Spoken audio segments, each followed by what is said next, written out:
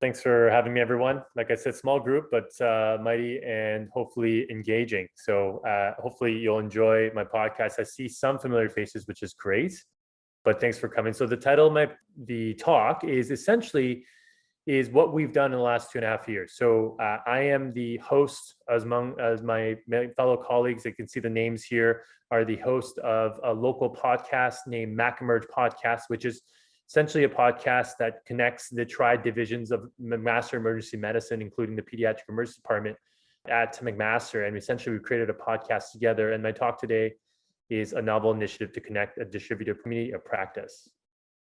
And no disclosures of conflict of interest.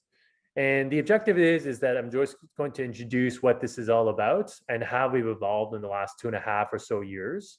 And what we did to evaluate kind of our project to translate it into a little bit of a project or scholarship, and how some of the outcomes and what are kind of our goals going forward.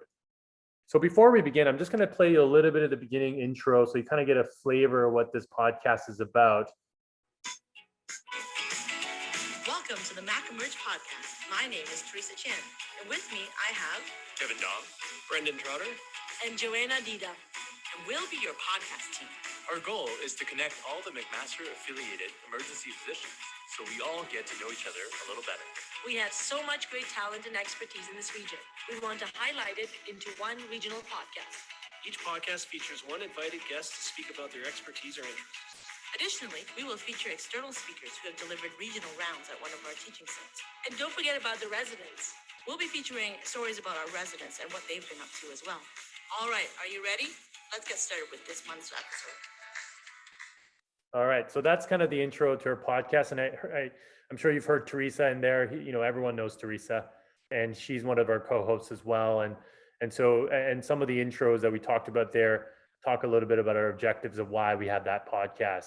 And so I'll introduce a little bit more, going in detail into it. Is that our goal was to try to figure out a way, especially, this started all before COVID, but now during COVID, even more important was, how do we share amongst our group and regional group? And that includes Kitchener-Waterloo, Niagara, Brampton, and all the areas around that's affiliated to McMaster and MacEmerg. And how do we disseminate that knowledge, some of the great things that are going on within it? And how do we share amongst, especially in an asynchronous environment, which means that we're not connected physically, but how do we connect regardless? And so some of the things we wanted to highlight by using a modality or a podcast is kind of now what everyone probably knows a lot about, but before it was kind of something a little bit more rare. And essentially we use this modality to share expertise on some of our local talent regarding medical education, some clinical pearls, some of the research accomplishments or findings that we've had in our departments, and also some about wellness, and now recently more things like equality, diversity, inclusion, and other topics that are important. So we've been using this modality to share and disseminate and collaborate amongst each other. And it's been a great tool for us, at least in my biased opinion.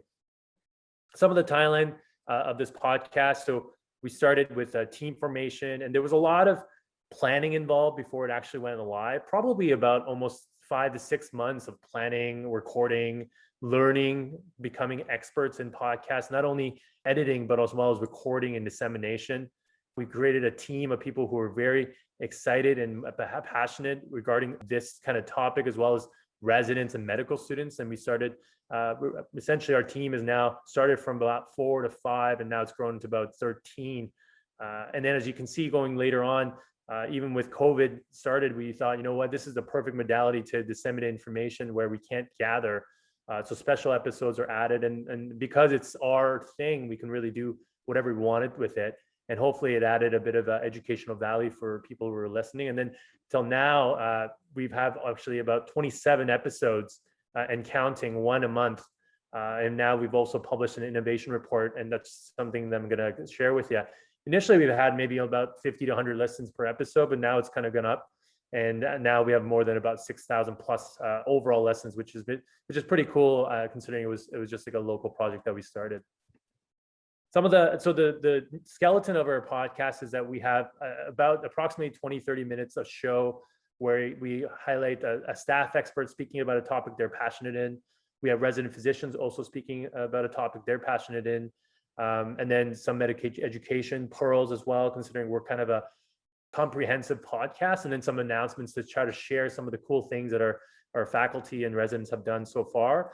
Topics have ranged from anything really: trauma, pediatric pearls, simulation, medical education, EDI, etc. So we keep it pretty open, and we keep it so that anyone who's listening, anything is all the topics are relevant to what we do, which is good clinical care and good scholarship. And each episode is about, like I said, 30 minutes, starting of a month. The way that we plan it is that we essentially distribute the tasks amongst the group's members, and we record, edit, and essentially it's about a month or two process to get one episode out. So it's a lot of work, but we all enjoy what we do, and it's been a very rewarding process. And some of the feedback, informal feedback I've gotten from people is that they've really enjoyed some of the show episodes that we've put. So we're very happy about that. This is a copy of an infographic that we also share mid-month to try to create a little bit of knowledge consolidation as well. And so we have some few tools that we use from the literature to help our podcast become more successful. I'm going to talk a little bit about the initial innovation paper that I'd mentioned before. So one of the things we wanted to see was we created this product with the goal in mind, but we wanted to see if people actually listen, especially the local people that or the regional people that we work with. I mean, that was kind of the point of the project itself. So we wanted to use to find a way to do that. We kind of used metrics from SoundCloud, which is the sound host program that we use, and we use something called the logic model methodology, which essentially means that we assume that people who are listening are from our own areas, including the regional areas that I mentioned before. And we use analytics to see where we get the lessons, and kind of wanted to see if our podcast, where the reach was. So in terms of our results, we looked at the reach of 12 episodes thus far. So this was published last year around September.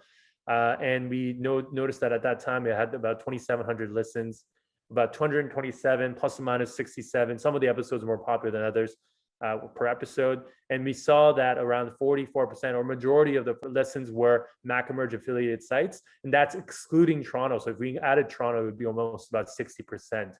Because we know that a lot of the McMaster people do work in Toronto. So we only see where people listen from geographically. We don't actually see if they're working at McMaster and they live in Toronto. We don't know if that's the case. So we assume less, but these lessons can be up to about 60%. And this is kind of a graphic to show that. So in conclusion, we think that the majority of the lessons were from local, which was kind of the objectives that we had set from the podcast. And that future studies would obviously want to know the qualitative and quantitative aspect of the podcast so we can improve the content. We wanted to see how much of a global reach we can get to, because you can see from previous that there's actually a bit of a USA and world listens as well, which was really cool. And that probably a lot from Teresa's work there, but we like to say the content probably matters a little bit. And we actually have some workshops planned to help people who are interested in starting their own podcasts in their own areas and own departments to try something similar. And that's kind of the end of my talk, something short and sweet. We're going to continue on with our show, pun intended, and hopefully we can keep creating a good product for everyone to listen. So, check us out. We're on Apple, iTunes, SoundCloud. And if you have any questions, make sure to email us. You can follow me on Twitter as well. I always post stuff on there as well. So, and that's kind of it. And that's my talk. Thanks for showing up.